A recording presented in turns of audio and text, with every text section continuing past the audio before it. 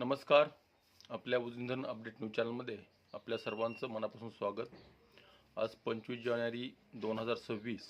आज सकाळी उजनीधनाची काय स्थिती आहे, उजनीतून कोणत्या योजनेतून सध्याला पाणी चालू आहे आणि भीमा नदीला पाणी का सोडलं जात नाही याबद्दल आपण सविस्तर माहिती घेणार आहोत. आज सकाळी उजनीधनाची स्थिती बघितली तर गेल्या 8-10 दिवसापासून उजनीधनाची स्थिती एकच आहे, ते 100%. म्हणजे उजनीतून कालवा, बोगदा, दहेगाव उपसा सिंचन योजना चालू असताना तरी पण उजनी धरणाची टक्केवारी 1% खाली आलेली नाही आणि त्यातच बाष्पीभवनाचा वेग वाढलेला आहे. तरी पण उजनी धरणाची टक्केवारी 100%च्या खाली आलेली नाही. म्हणजेच याचा अर्थ असा की उजनी धरण प्रशासनाने उजनी धरणाची टक्केवारी ही लपवलेली आहे शेतकऱ्यापासून, आपल्यापासून.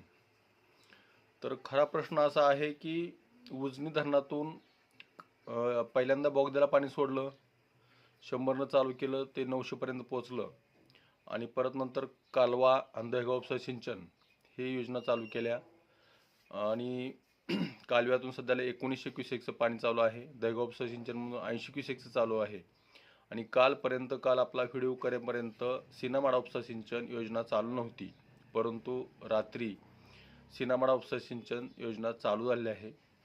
कदाचित आपल्या ह्या व्हिडिओमुळे किंवा बातमीमुळे किंवा प्रशासनाच्या जी काही तांत्रिक मुद्दे क्लिअर झाले असतील त्यानंतर ते चालू झालेले आहे. आपण त्याचं श्रेय घेणार नाही, परंतु योजना अखेर चालू झाली आहे.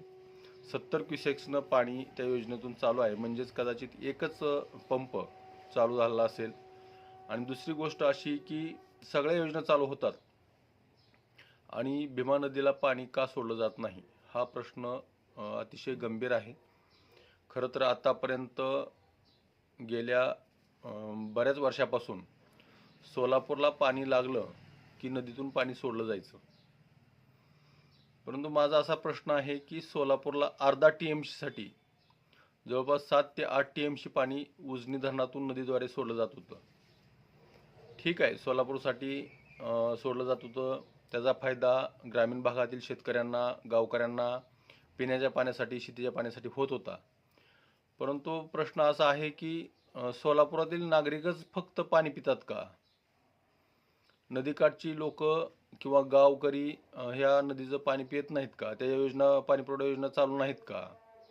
म्हणजे अर्धा TMCसाठी 8 TMC पर्यंत पाणी सोडलं जात होतं. मग आता सोलापूरला समांतर जलवाहिनी झाली म्हणून पाणी सोडण्याचं टाळलं जातंय. म्हणजे सोलापूरच्याच माणसाला ताण आहे आणि ग्रामीण भागातल्या माणसाला ताण नाही का?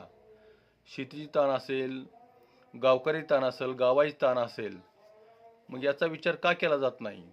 आणि धरणग्रस्त जो विरोध करतायत त्यांचं बी बरोबर आहे एका दृष्टीनं, परंतु हा विरोध पहिल्यापासून व्हायला पाहिजे होता.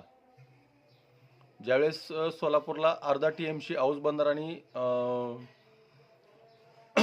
दुसरे एक टाकळी बंधारा ह्यामध्ये पाणी अर्धा TMC पाणी बसतं, त्यासाठी सोलापूरसाठी नदीतून 6 ते 8 TMC पाणी सोडलं जात होतं. त्याचा फायदा झाला शेतकऱ्यांना, गावकऱ्यांना, तो भाग वेगळा. परंतु सोलापूरसाठी आता समांतर जलवाहिनी झाल्यामुळं पाणी सोडायचंच नाही का? बाकीची गावं अशीच ठेवायची का? हां, धरणग्रस्त शेतकऱ्यांनी, धरणग्रस्त जी धरणाच्या आसपासचे शेतकरी आहेत त्यांनी बलिदान दिले ते मान्य आहे, पण त्या बलिदानाचा फायदा आपल्या सोलापूर जिल्ह्यातीलच लोकांना व्हायला पाहिजे की बाहेरच्या जिल्ह्यातील किंवा मराठवाडा ह्या भागातील व्हायला पाहिजे याचा विचार करणं गरजेचं आहे. कारण एकतर आपण शेतकरी चूक अशी आहे की आपण पाणी मागणी अर्ज करत नाही.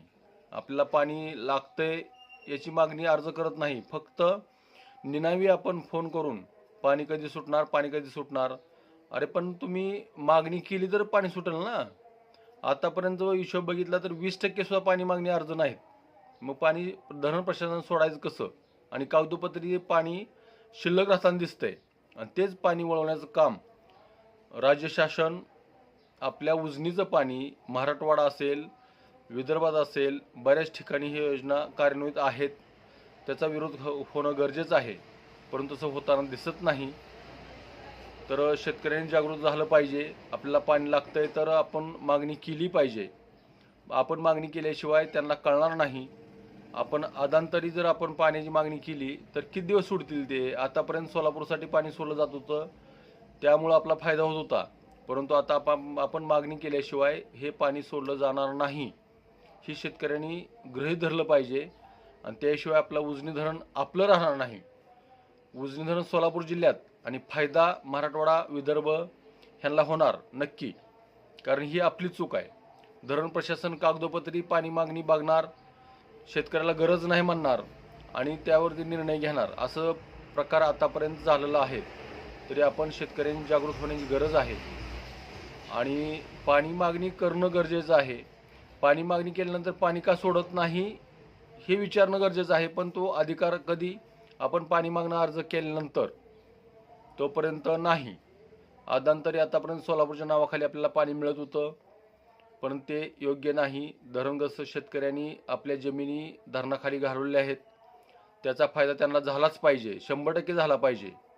परंतु त्याच्या नावाखाली आपण शेतकऱ्यांनी जर गाफील राहिलं तर आपलं धरण आपलं राहणार नाही. धरण हे सोलापूर जिल्ह्यात असलं तरी सोलापूर जिल्ह्याला फायदा होणार नाही, ही आपली चूक आहे. उजनी प्रशासन किंवा शासन कागदोपत्री बघणार, पाणी मागणी किती आहे, पाण्याची गरज किती शेतकऱ्याला आहे हे बघणार आणि आपलं पाणी दुसरीकडे वळवलं गेलंय. आतापर्यंत बऱ्याच योजना कार्यान्वित झालेल्या आहेत, त्याला विरोध करत नाही, पण आपल्यातच भांडण करताना दिसतोय. धरणग्रस्त शेतकरी म्हणतोय आम्ही धरणासाठी जागा दिली, जमीन दिल्या, घरं दिली आणि आम्हाला पाणी नाही, मग खाली का सोडायचं?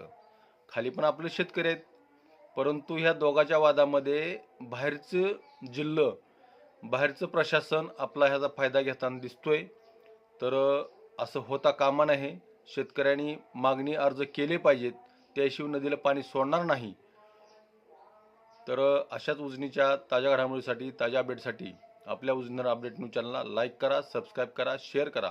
उजनी धरण अपडेटसाठी बेंबळेहून सिद्धेश्वर शिंदे. धन्यवाद.